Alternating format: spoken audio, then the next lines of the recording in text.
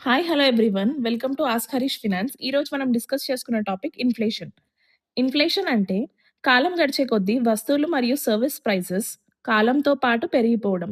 సింపుల్‌గా చెప్పాలంటే ఇన్ఫ్లేషన్ పెరిగితే మన దగ్గర డబ్బులు ఉన్నా కూడా విలువ తగ్గిపోతుంది. అండ్ ఆ డబ్బులతో కొనగలిగే వస్తువుల క్వాంటిటీ తగ్గిపోతుంది. Simple daily life example. ఈరోజు ఒక మిల్క్ ప్యాకెట్ రూ. 50 అయితే కొన్ని ఇయర్స్ తర్వాత అదే మిల్క్ ప్యాకెట్ రూ. 55 లేదా రూ. 60 అవ్వచ్చు. మిల్క్ క్వాలిటీ పెరగలేదు. ప్రైస్ పెరిగింది. ఎందుకంటే ఇన్ఫ్లేషన్ వల్ల మన డబ్బుల విలువ తగ్గింది. ఇది ఒక్కసారి కాదు, ప్రతి ఇయర్ జరిగే ప్రాసెస్. ఇన్ఫ్లేషన్ ఎందుకొస్తుంది? డిమాండ్ పెరగడం వల్ల, కాస్ట్ పెరగడం వల్ల, గవర్నమెంట్ లేదా బ్యాంక్స్ ఎక్కువ డబ్బులు సర్క్యులేషన్‌లో పెడితే మనీ వాల్యూ తగ్గిపోతుంది.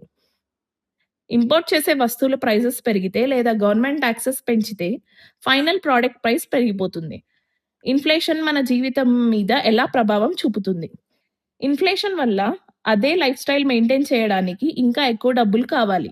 ఇన్ఫ్లేషన్ కన్నా తక్కువ రిటర్న్ ఉంటే సేవింగ్స్ వాల్యూ పడిపోతుంది. ఫిక్స్డ్ సాలరీ ఉన్న వాళ్ళకి ప్రెషర్ ఎక్కువ పెరిగిపోతుంది.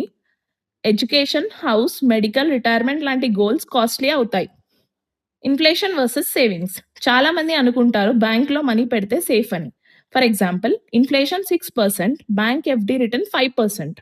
అంటే నంబర్స్‌లో డబ్బులు పెరిగినట్టు కనిపిస్తాయి. కానీ రియల్‌గా మన మనీ వాల్యూ తగ్గిపోతుంది. ఇది నెగెటివ్ రియల్ రిటర్న్. ఇన్ఫ్లేషన్‌ని ఎలా కంట్రోల్ చేయాలి? ఇన్ఫ్లేషన్‌ని మనం కంట్రోల్ చేయలేం. కానీ మన ఫినాన్సెస్‌ని కంట్రోల్ చేయగలం. ఇన్ఫ్లేషన్ నుంచి ప్రొటెక్ట్ చేయడానికి ఎర్లీగా ఇన్వెస్టింగ్ స్టార్ట్ చేయాలి. ఇన్ఫ్లేషన్ కన్నా ఎక్కువ రిటర్న్స్ ఇచ్చే ఇన్వెస్ట్‌మెంట్స్ చేసుకోవాలి. Long term investing and compounding use చేయాలి. డబ్బులు మొత్తం సేవింగ్స్ అకౌంట్‌లో ఐడిల్‌గా పెట్టకూడదు. ఇన్ఫ్లేషన్ అనేది న్యాచురల్ ప్రాసెస్. ప్రాబ్లమ్ ఇన్ఫ్లేషన్ కాదు, ప్లానింగ్ లేకుండా ఉండడమే ప్రాబ్లమ్. ఫినాన్షియల్ అవేర్‌నెస్ ఉంటే ఇన్ఫ్లేషన్ మన గోల్స్‌ని డ్యామేజ్ చేయదు.